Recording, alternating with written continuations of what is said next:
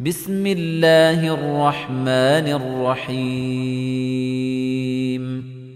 Budući se postavio pitanje, kazali smo da u šerijetu sve bitno, nema nebitno. Brada nije najbitnija u šerijetu, ali je bitna, jako bitna.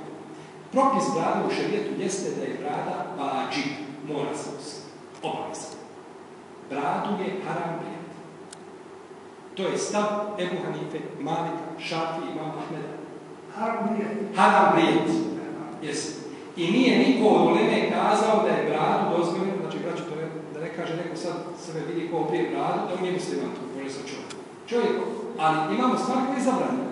Kao što je zabranjeno ogovarati nekoga, kao što je zabranjeno vrijeđati komšiju, kao što je ovo je stvar koja je zabranjena. I ulema je tu, što se tiče toga, te prve generacije, nema razilaženja, svi kažu, znači, imate, braćo, knjigu, ja sam pisao tekst na Mimberu, hanefijski učenjaci šta kažu o bradu. Uzmite pa Recite, Agi, dužinu, to me više interesuje. Dužinu brada, ne mogu. Doći Muhammed. Samo se strpi polako, doći, znači ja sam razumio hađero pitanje, nego dobro pitanje kako vam postaviti. Dakle, svi učenjaci četiri pravne škole, znači definitivno potvrđuju, znači da je to sunnet poslanika, a ne znači da je sunnet, da je svaki sunnet, da je to samo sunnet, hoćeš, nećeš, ne, sunnet mogu biti vađi. Sunnet mogu biti i vađi. Tako da je, možda spomenuti hadise koji na to ukazuju. Muslim bilježi u svome sahiju od Ibn Omara, da je poslanik rekao, kaže ovako Ibn Omar, naredio nam je poslanik puštanje brada. Kaže, emarana Rasulullah sallallahu alaihi wa sallam i fajnihje.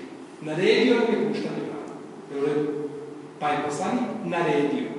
Zamisli da stoji poslanik sprede i narediti. Robe moj Muhammede, Mustafa, pusti brada. To je. Imamo drugi hadis kod Buhari i kod Muslima, u kome poslanik sallam kaže Haliful mušrikin, i'fu liha. Kaže, razlikujte se od mušrika, puštajte bradu. To je poslanik rekao u najvjerodostojnijim hadisima, a vi imate Buhariju, koji će čitati. Znači, da ne bude bilo, pročitajte što je poslanik rekao o tome. Kaže, razlikujte se od mušrika, puštajte bradu. I braćo, da živite životom Nuha alejhiselam. I pravit ćete zbirke hadijske, nikad nećete raditi ni daji, slabe, a ni lažne predaje da neko da slava opio bradu. Nikad. Ni pod razlog. To nikad ne treba. Znači, brijanje brade je legitimno šerijatom. To nikada, braće, nije bio spor kod islamskog učenja. Ja ne mogu shvatiti da može doći bilo ko od muslimana koji dolazi u džamiju živio, ti izlužen da se poučiš propisu. Nemaš brade, nije problem.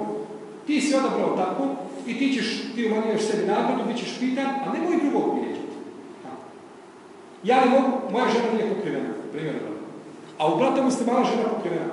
U najmjeru što ne mogu šuti. A nemoj dirati, ostavi vjerske propise. Ti ako ne možeš praktikovati zbog određene okolnosti, imaš ti opravdanje kod Allaha, nemaš, to ćeš ti sa svojim gospodarom šalati sudnjem danu, ja te mogu pročinavati. Ni ti mene, ni ja tebe. Ali nemoj dirati u propise. Vidiš neko da ulazi u džamiju, uči dobro, ti ne učiš dobro za ulazak u džamiju, šuti, ne možeš ništa govoriti. Najmjeru sačuvaj sebe dobro. Tako isto je brade. U pitanju brade, znači, s tim što je isto tako pogrešno da se ljudi mjere po bradi koliko mu ima. Ne. Brada je obavezna, mora se nositi, ali nećemo kazati čovjek, ona ima bradu, malo dužu, znači bolje mu ima. Ne, to nećemo kazati. Nije brada jedino mjerilo. Brada je jedno od mjerila, ali imamo sve druge sunnete i praktikovanje vjere općenito, to sve mjerilo. Pa tvoj odnos prema komšiji je kod mene mjerilo kakve si ti musliman. Tvoj odnos prema tvojim roditeljima kod mene mjerilo kakve si ti musliman. Tvoj način i tvoje ophođenje prema ljudima, kako se ophođeš je kod mene mjerilo kakve si ti musliman, možda u nekim slučajima biće neko brada. I opet podlačim, ali je brijanje brade zabranjeno, mora se nositi. Ako ne neko shvatio, izvojim da nećemo da gledati ni bradu, ni sve ima znači svoje mjesto. Brada šerijatska kolika je, koja treba biti, brada jeste braćo da bude u dužini šake. Kako dužini šake? Ovako uzmete bradu, brada su ovako, i ovo dobro što pređe, ovo se smije razviti. Ovo gore isto. Ne. Ibn Abidin, poznati hanefijski učenjak, kaže kraćenje brade mimo dužine šake. Ovo je islamski učenjak, hanefijski učenjak. Kaže kraćenje brade mimo dužine šake nije dozvolio nikog učenjaka. I zato kraćenje brade mimo dužine šake nije nigdje predmet i spor razilaženja među vremena. Samo se razilaze da li ono preko šake, da li to se mora pustiti ili ne smije, jer se treba kazati. A uprotiv mimo toga ne. Pa ko želi da praktikuje ovaj sunnet, čovjek ne može, brije bradu, nema brade. Ne mora u prvom tom mahu odmah imati, pusti bradu, neka ima, pa je malo štucaš, malo raste, tako polako. Pa se privikneš, pa taj sunnet postane brad, pa je ne nakon toga obrijao za dunjavog cijelu. Znači, možeš čovjek polako privikavati, ali ne smije braćo biti. Ono što je kod mene opasno, ne smije biti u džami da imamo muslimane s bradom i muslimane bez brade i da se na tim osnovama cijepa. Ne. Ja imam, na primjer, bradu, ali volim ogovarati. A ogovaranje je, znači, veći grijeh od odbijanja brade. Ogovaranje je veliki grijeh. A bijanje brade je haram. A veliki grijeh je veći od harama. Se razumijete? Čovjek obrije bradu i ne ogovara. A ona ima bradu i ogovara, onaj ko bio bradu i ne ogovara je u manjem grijehu nego neko ima bradu i ogovara. Tako da se ne smijemo cijepati djeti po tim osnovama.